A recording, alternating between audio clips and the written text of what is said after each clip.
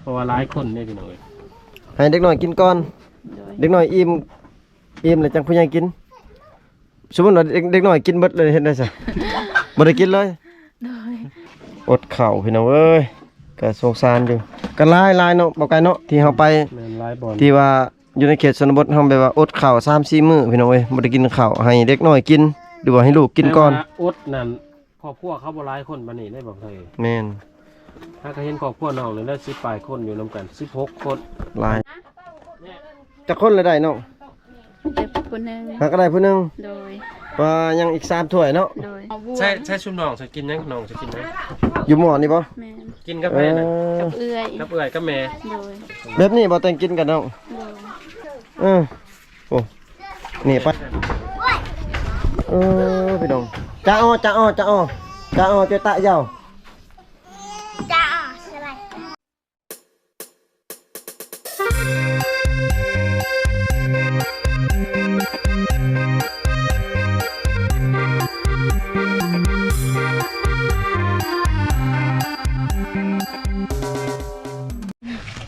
พี่น้องเว้ยสบายดี FC อีกตัวหนึ่งพี่น้องเพราะว่าทีมงานได้เฮ็ดเป็น EP ไปพี่น้องเว้ยน้องสาวแก้วเพิ่นกำลังสิต้มมีกับปลากระป๋องต้มใส่น้ำกันเลยบ่น้อง โดย มีกับปลากระป๋องต้มใส่น้ำกันพี่น้องน้องเพิ่นสิต้มให้ครอบครัวน้องกินแล้วก็กับหลานๆสิแหละ ทีมงานเราก็ถ่ายให้เบิ่งด้วยเนาะ ทีมงานเฮาสิบ่ได้กินน้ำแต่ว่าสิทายให้พ่อแม่พี่น้องได้เบิ่งนำกันว่ามันหลายคน เวลา เขากินแบบใด หลายคนกินแบบใดอยู่แบบใดพี่น้องหรือว่ากินซ้ำใดจังพ่ออยู่พ่อกินอันนี้น้อง จักห่อน้อง มี 4ห่อกับปลากระป๋อง พ่อว่าสีห่อน้องแก้ว พ่อบ่ พ่อจังหาห่อใส่น้ำได้หลายเพราะว่าสิมีแต่น้ำบ่มีเลย ใส่น้ำหลายๆเอาสดน้ำเอาเพิ่นว่า อาหารยังมื้อเช้านี่ป้า อื เอา ม ไปใส่ อันนี้เฮือนครัวบ่อนไว้ถ้วยไว้บวงพี่น้องเอ้ย ยังเหรอหิ่ง หิ้ง ซุมน้องก็หิ่งบ่นี่นะ แม่น หิ้ง ยังว่าทางพุทธไทยเขาว่าหิ่งก็หิ่ง หิ้งนี่มุอันนี้ปุกพี่ช่างนี่ปลาแดกบ่น้อง แม่น ป้ายังป้าแก้วบ่นั่นน่ะหรือป้าซิว ปลาแก้ว นั่นน่ะป้าแก้วเนาะ ปุกปลาแดก2ปุกพี่น้องเอ้ยไผเฮ็ดน้องบ่เฮ็ดนะ เอื้อยไผ่ อืม คือบ่เอาไปขายเลย ไม่ยังทำไมขยุ่งเด้อ ถ้ายุ่งบ่ได้ไม่รู้น้องแก้ว มันขยุ่งเป็นซอยน่ะยังนอนบ่เออเป็นกระซอยนี่ กำลังติดไฟพี่น้องไอ้น้องแก้วติดไฟ นึกว่าบ่ยิ้มบ่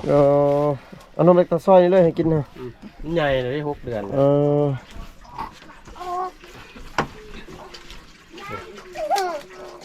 ยิ้วนุ่มเลยให้เลย มันเห็นมันอยากกินฮะ เออ เห็นบ่ มันอยากกินคนเคยกิน แบบนี้แหละคันลูกเอานุ่มออกซื้อไปเลย ฟังนะพี่น้องบอกไกลว่าฟังนะพี่น้องว่าเพิ่นอธิบายมาผ่าน ผ่านมาเข้าไปอย่างเล็กน้อยติดเต่ากินประมาณ 2-3 เดือนหอดปีหนึงแหละป้า ออกจากเต้า เห็นมันเล็กน้อยมันติดแต่ประมาณ 2-3 ปีมันยังอมเต่าเลยอยู่ อืม น้ำไม่ซื้อกับอมแบบนี้ก็ดีคือกันแบบนี้ เป็นนะจอนว่าคนผ่านประสบการณ์ คนมีหลวงมีเต่าแล้วเนาะน้องแก้วเนาะน้องแก้วนี่ก็ฮู้เหมือนกันนั่นแหละ เบิ้นเจอ ลูกเพิ่นให้ให้กินนมพี่น้องเอ้ยน้องแก้วเพิ่นกำลังต้มมีพี่น้องเอ้ยมาม่า4ห่อ จักคนกินบานนี่น้องแก้ว ประมาณจักคนน้อง สี่ห้าคน 4-5 คน โดยไม่อยากกินแต่ทอ โอ้มันจะกินก็ทอบ่เบิดแล้วคือได้2 กองมาได้จังอิ่มเนาะคนเคยกินหลายอีนี่ เช้าแล้วก็12 โมงตอนเที่ยง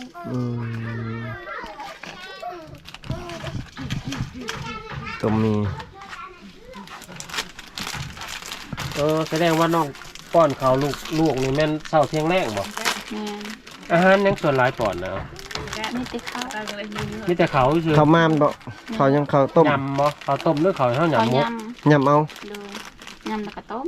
เออ อ๋อบ่ได้ใส่หยัง เจ้าเคยบ่ยำข้าว เฮ้ย เคยกันบ่ ยำให้ร้านเนาะเขาลูกเตียงบ่ได้ย ยำเลยมกใส่ใบตองได้บ่ใช่แบบตะกี้ที่ สูตร ร้าน สูตรแบบตะกี้เนาะ บ่ได้ชูแขวชูข้างเนาะตื่นเช้าว่ากันยำเนาะ ยำรสขี้แก้วเนาะ วิตามิน ถูกแขวก่อนเลย นั่นเองก็ถือว่า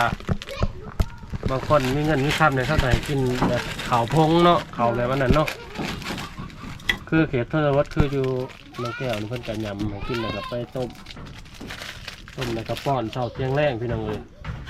สลายคันรักการแพทย์เพิ่นก็บ่ถ้าให้ป้อนนั่นแหละคันบ่ฮอดปีนึงบ่ อยากใส่มีก่อนบ่เนาะ แม่ ใส่มีก่อนแล้วจังมาใส่ปองปลา โดย มันจังนัวเด้ถึงได้แม่นแล้วเบิ่งไว้ได้สูตรนี่บ่ใช่ ฮะก็เคยเห็นนี่แหละว่าต้มมีใส่ปองปลา ชีวิตหอพักนี่จะบ่ได้เคยบ่ บ่กินแต่ต้มมีนะ บ่ได้ใช้ป้องปลา ต้มมีแล้วก็ใส่ผักเคยอยู่แต่ว่าใส่ปองปลายังบ่เค มี ย ผัก คันมีผัก คอยเคยกินอยู่ แต่ว่าใส่ได้คือกันเห็นได้ยินเขาว่าใส่ปองปลาก็ได้คือกันแต่ว่าบ่เคยเห็นนะไอ้บ่เคยกินแต่ว่าเคยกินแต่ใส่ผักตำลิงผักหยังบ่ผักกาดบ่เคย หมออันนี้เลยเนาะเขาเอาไปเวลาหับไผ่หับเคยน่ะเนาะ แมน หมอซื้อเอาเตี้ยนี่บ่แม่นหมอตะกี้บ่ หมอเวียดจ้ะนี่ หมอเวียน ชื่อน้ำเวียดเอานี่บ่เป็นหมอตะกี้ หมอตะกี้โอ้หายากเลยเดี๋ยวนี้ หมอตะกี้มันเป็น อัละแส เป็นท้องเต้ 10นี่หมอท้องตะกี้นี่ อืม เห็นอยู่ต่างอะไรนำเพื่อนในบ้านน่ะหลาย หมอนี่ก็หมอตอนเขาเฮ็ดดองค่อย อืม หมอโยมอันนี้เนาะ หมอน่ะ3บ่คาโลเลย 2 2ถ้วยจักถ้วยอ่ะ ได้ซาว ซาว แม่น ถ้วยบวงนี่ครบเลยเนาะ บ่มีบวงมีแต่ มีแต่ถ้วยกับหมอ แม่น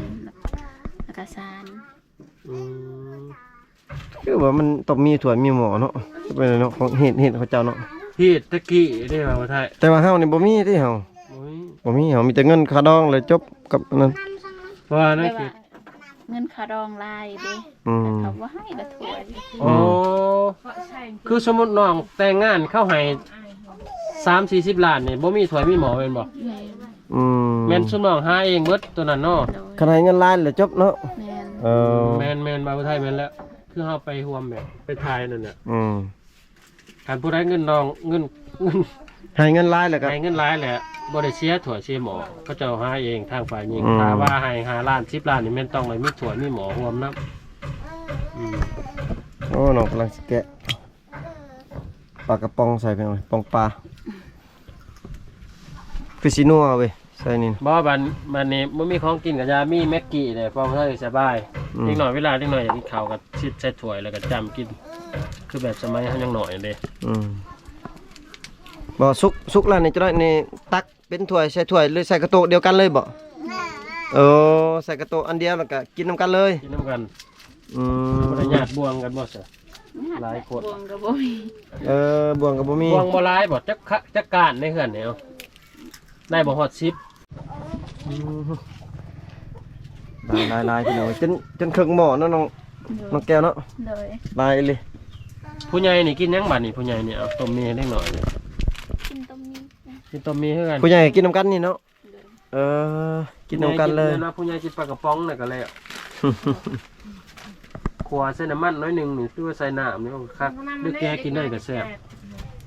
เวลาขึ้นผู้ถือโทรศัพท์ ไปใส่เบ่ละเด็กน้อยอยู่พุ่นว่าอยู่ในบ่ หมดเขาไปเล่น เออ เขาใส่แบตแน่ อืม อ้าวเจ้าคือว่าให้เจ้ากินต้มมี เพราะว่าเจ้าหน่อยเข้ามาแตกตัวดอกทำลูกไก่ตัวเด้อ เอิ้นมาเลยวุบๆเลย คือแบบ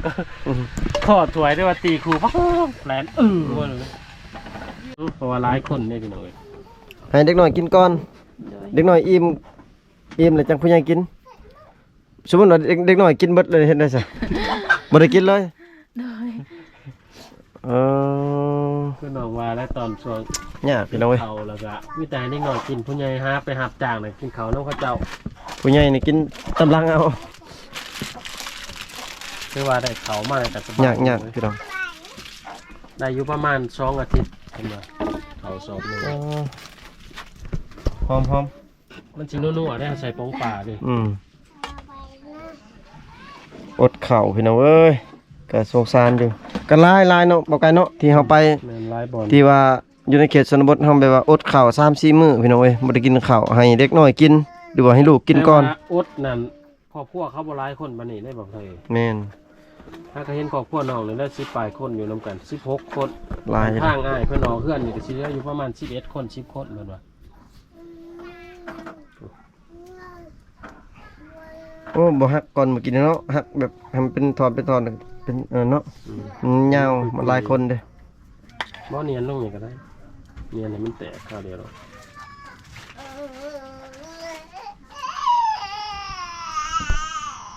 น้องมันตักจักถ้วยตักนี่น้อง สอง 3 ถ้วย โดย อ๋ออันนี้ก็ซ้ำเฮาเกลือเป็ดเกลือไก่กันเฮ็ดแบบนี้นะอันนี้ไหม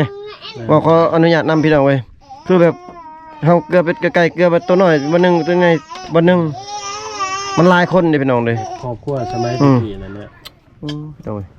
ขนาดเฮาว่าเสียคนกันยังว่าหลายเลยบัดครอบครัวน้องแฮงโอ้ไข่เนี่ยกินประหยัดได้นี่ได้ซ้ำนี่ได้บ่ไทย4ห่อนี่ 4ห่อเฮ็ด สำหรับ ถ้ว แบ ย บซ้ำเฮากินก็ยัง2-3ห่อเลยนะอันนี้แต่ว่าต้องกินแบบประหยัดหน่อยหนึง จักคนละได้น้อง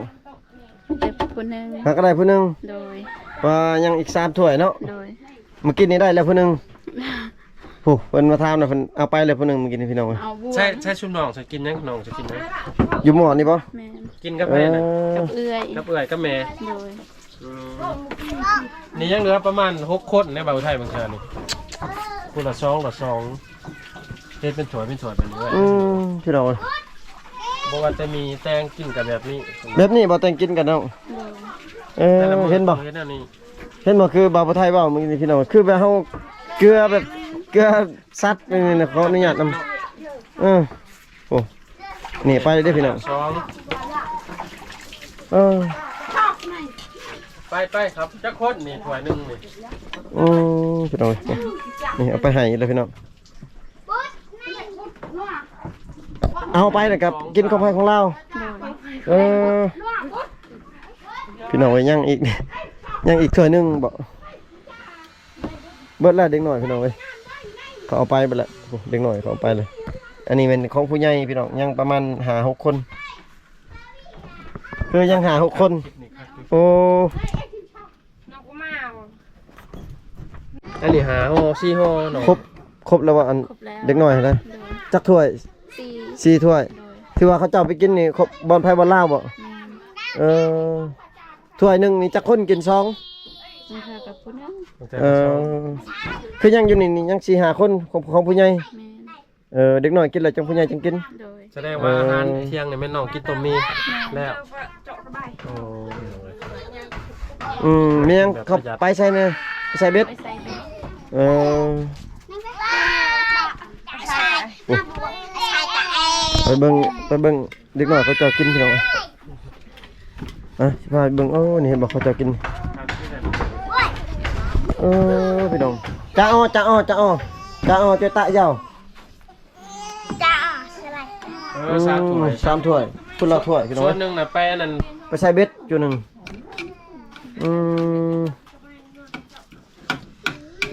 พี่น้องเฮ้ยนี่เด็กน้อยกินในคนลายพี่น้องแต่การหลังจากที่ว่าเด็กน้อยกินแล้วแม่นผู้ใหญ่จะกินต่อพี่น้องเฮ็ดแบบนี้ทุกมื้อพี่น้อง ต้องในเกี่ยมนะเฮ็ดแบบนี้ตลอด แม่น ทุกมื้อทุกคาบ อันนี้เป็นเฮือนใหญ่เพิ่นเด้อนี่เฮือนใหญ่ของน้องสาวแก้วแล้วเฮือนพ่อเพิ่นว่าพี่น้องแต่ว่าน้องเพิ่นนอนอยู่นอกเพิ่นละอยู่เฮือนครัวตัวแล้วเนาะจุเด็กน้อยกินเนาะ โดย โอ้ลูกมันก็ให้พี่น้องเว้ยทีมงานก็สิได้กลับกันเด้อน้องเด้อ โดย พี่น้องเว้ยมีเวลาสิมาใหม่พี่น้องโอ้ยังกินอยู่ทางนี้ก็ได้อันนี้เป็นเพื่อนซ่านของเพิ่นพี่น้องเว้ยพี่น้องเว้ยกะคลิปนี้กะสิได้ปิดไว้เพียงเท่านี้ก่อนพี่น้องเว้ยเนาะเจอกันอีพีหน้าพี่น้องเว้ยอยู่ดีมีแฮงเบิดสุขสุขคนพี่น้องเว้ยบ๊ายบาย